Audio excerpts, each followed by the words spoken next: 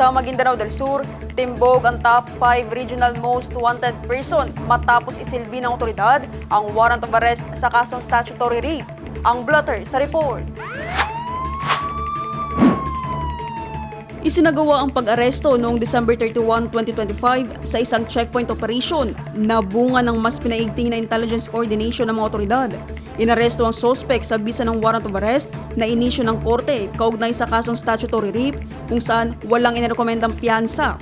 Ang suspect ay kasalukuyang nasa kustodiya ng Rajabuayan Municipal Police Station para sa kaukulang dokumentasyon at disposisyon.